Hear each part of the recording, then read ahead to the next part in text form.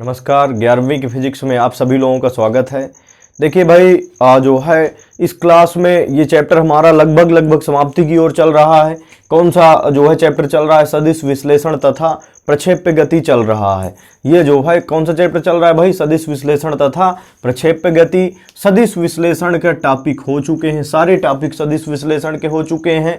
केवल जो है प्रक्षेप्य गति का जो है एक टॉपिक बचा है आपका, प्रक्षेप्य का जो है प्रक्षेप्य गति का उड्डयन काल। देखिए जो है आज की क्लास में क्या करना है हमें?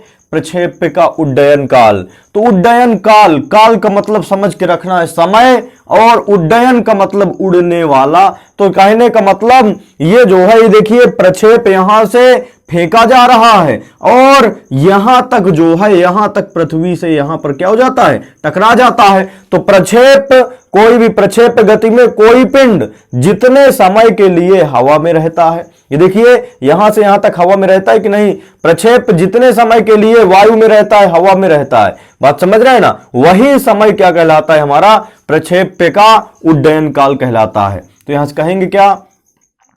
प्रक्षेप्य गति में, प्रक्षेप्य गति में, प्रक्षेप्य गति में कोई पिंड, प्रक्षेप्य गति में कोई पिंड जितने समय के लिए, प्रक्षेप्य गति में कोई पिंड जितने समय के लिए, जितने समय के लिए हवा में रहता है, हवा में रहता है या उड़ता है कहेंगे, बात समझ रहे हैं ना? प्रक्षेप्य गति में कोई पिंड जितने समय के लिए हवा में उड़ता है, क्योंकि यहां से हवा में ही उड़ेगा, हवा में ही रहेगा, बात समझ रहे हैं ना? यहां से पहले हवा में कैसे रहेगा? यहां से पहले चलेगा उच्चतम बिंदु तक, उच्चतम बिंदु तक जाने और उच्चतम बिंदु से पृथ्वी तक टकराने में जो लगा समय है, यहां से जो है, यहां से उच्चतम बिंदु तक जाएगा और यहां से भी पृथ्वी तक टकराएगा। तो यही ये पूरा क्या है? यहां से यहां तक ये हवा में रहा। मान लीजिए यहां से यहां तक उच्चतम बिंदु तक जाने में स्मॉल टी लगता है और इधर भी आने में क्या लगेगा? Small T. तो हवा में कितने समय के लिए रहा? हवा में वह जो है स्मॉल टी और स्मॉल टी, तो उड्डयन काल कुल क्या हो गया? स्मॉल टी प्लस में क्या हो जाएगा? स्मॉल टी अर्थात 2t। तो यहां से क्या कहेंगे भाई? प्रक्षेप्य गति में कोई पिंड, प्रक्षेप्य गति में कोई पिंड जितने समय के लिए हवा में रहता है, या कहेंगे भाई इसकी जो है एक और परिभाषा कह सकते हैं, कैसे?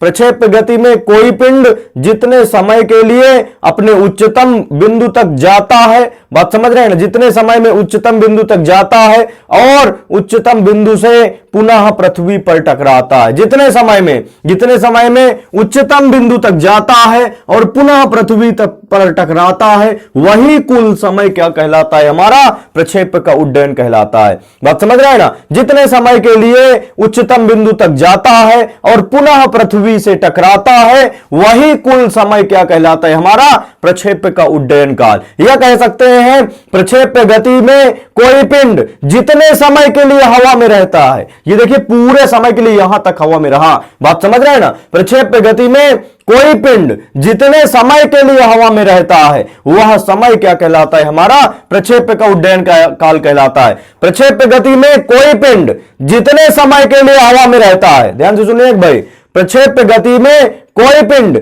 जितने समय के लिए हवा में रहता है, वह समय, जितने समय के लिए हवा में रहता है, वह समय प्रक्षेप्य का उड्डयन काल कहलाता है। वह समय प्रक्षेप्य का उड्डयन काल कहलाता है। वह समय प्रक्षेप्य का उड्डयन काल कहलाता है।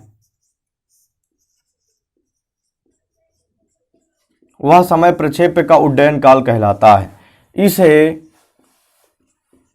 इसे कैपिटल टी से व्यक्त किया जाता है,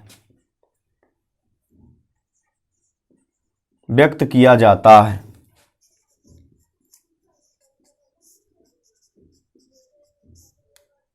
अर्थात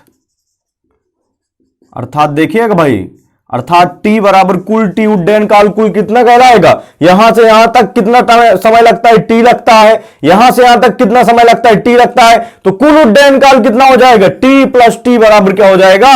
2t। तो कुल उड्डयन काल टी बराबर क्या हो जाएगा? टी प्लस स्मॉल टी, तो टी बराबर क्या हो जाएगा 2t। अब इस टी की वैल्यू निकालना है, तो चलिए देखिए, अब यहां से देखेंगे भाई, यहां से जो है ऊर्ध्वाधर गति के लिए, यहां से जब कोई पिंड क्या करता है भाई, जब कोई पिंड करता क्या है, जब कोई पिंड जो है प्रक्षेप्य गति करता है, जब कोई पिंड क्या करता है प्रक्षेप्य गति, तो उसके पास दो वेग होते हैं, एक तो जो है क्षैतिज वेग और एक क्या होता है ऊर्ध्वाधर वेग। आप समझ रहे हैं, एक क्या होता है क्षैतिज वेग और एक क्या होता है ऊर्ध्वाधर वेग। चूंकि दोनों दिशाओं में ऊपर भी जाता है ऐसे भी चलता है, बात समझ रहे हैं ना, दोनों कंडीशन, ऐसे भी क्षैतिज में भी चलता है। ये देखिए यहां से पिंड चल रहा है तो ये क्षैतिज में भी चल रहा है, ऊपर ऊंचाई में भी उठ रहा है। तो यहां से जो है कौन सी गति के लिए लेंगे, ऊर्ध्वाधर गति के लिए, ऊर्ध्वाधर गति के लिए, गति के प्रथम समीकरण से, गति के प्रथम समीकरण से, तो गति का प्रथम समीकरण लगा दो भाई। गति का प्रथम समीकरण क्या होता है, यहां से देखिए गति का प्रथम समीकरण होता है जब वस्तु चूंकि ऊपर की तरफ जा रही है, देखिए यहां से जो है यहां से चल के ये उच्चतम बिंदु यश तक चल रही है, यही दोनों बिंदु की बात करेंगे, बात समझ रहे हैं ना। तो ऊर्ध्वाधर गति के लिए गति के प्रथम समीकरण से, गति का प्रथम समीकरण क्या होगा, वस्तु ऊपर की तरफ चल रही है, वस्तु किधर की तरफ, ऊपर की तरफ चल रही है। तो जब वस्तु नीचे से ऊपर जाती है तो गति का प्रथम समीकरण होगा v बराबर u माइनस जी टी। यदि ऊपर से नीचे आ रही होती तो v बराबर u प्लस जी टी हो जाता, तो v बराबर u माइनस जी टी। अब देखिए ऊर्ध्वाधर गति की बात कर रहे हैं, ऊर्ध्वाधर गति के लिए बात कर रहे हैं, तो ऊर्ध्वाधर गति का अंतिम वेग v क्या है, अंतिम वेग। तो यहां पर देखिए, यहां पर अंतिम वेग कितना है, शून्य है। ये देखिए v ऊर्ध्वाधर, ये ऊर्ध्वाधर अंतिम वेग है, ये ऊर्ध्वाधर क्षैतिज वेग है, ये ऊर्ध्वाधर जो है ये ऊर्ध्वाधर प्रारंभिक वेग है, ये ऊर्ध्वाधर जो है क्षैतिज वेग है। चूंकि यूएक्स का मतलब क्षैतिज, ऊर्ध्वाधर क्षैतिज वेग प्रारंभिक वेग, और ये जो है ये क्या है ऊर्ध्वाधर जो है ऊर्ध्वाधर प्रारंभिक वेग है। ये क्षैतिज वेग है और ये क्या है, ये जो है आपका ऊर्ध्वाधर वेग। दो कंडीशन, क्षैतिज वेग को यूएक्स कहते हैं और ऊर्ध्वाधर वेग को यूआई कहते हैं, बात समझ रहे हैं ना। और ऊर्ध्वाधर वेग सदैव, ऊर्ध्वाधर घटक, वेग का ऊर्ध्वाधर घटक सदैव काश जो है साइन में वियोजित होता है, क्षैतिज घटक सदैव किस में वियोजित होता है, काश में वियोजित होता है। तो यहां से देखिए ऊर्ध्वाधर अंतिम वेग, यहां से यहां तक चलेगी वस्तु, तो इसका अंतिम वेग यहां पर क्या हो जाएगा, ऊर्ध्वाधर वाला। क्षैतिज वेग चूंकि वस्तु उच्चतम बिंदु पर है तो उच्चतम बिंदु पर उसके पास केवल क्षैतिज वेग होता है, ऊर्ध्वाधर वेग शून्य हो जाता है, बात समझ रहे हैं ना। तो यहां से अंतिम ऊर्ध्वाधर वेग, अंतिम वेग की बात कर रहे हैं, ऊर्ध्वाधर ऊपर वाला, बात समझ रहे हैं ना। तो ऊपर वाला अंतिम ऊर्ध्वाधर वेग शून्य और प्रारंभिक ऊर्ध्वाधर वेग u के स्थान पर ui, बात समझ रहे हैं ना। u के स्थान पर चूंकि ऊर्ध्वाधर की बात कर रहे हैं ना, ऊर्ध्वाधर, तो v के स्थान पर vy, ऊर्ध्वाधर को y कहेंगे, क्षैतिज को x कहेंगे, और u के स्थान पर ui। तो ui का मान कितना है, देखिए ui का मान u sin थीटा और माइनस gt।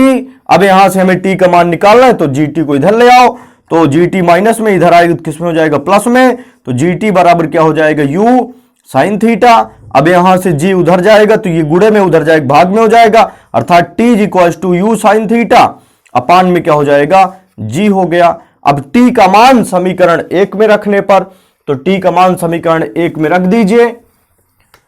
देखिएगा यहां से क्या बनेगा भाई, t का मान समीकरण 1 में रखने पर, समीकरण 1 में रखने पर, तो t का मान समीकरण 1 में रखो तो कितना बनेगा, t बराबर यहां से 2 इंटू, यहां से देखिए स्मॉल t की वैल्यू कितनी हो जाएगी, u sin थीटा अपान g हो गया। तो t इक्वल्स टू कितना बनेगा, 2u sin थीटा अपान g। यही हमारे पास क्या हो जाएगा भाई, प्रक्षेप्य के उड्डयन काल का जो है फार्मूला हो जाएगा, जो है डेरिवेशन हो जाएगा।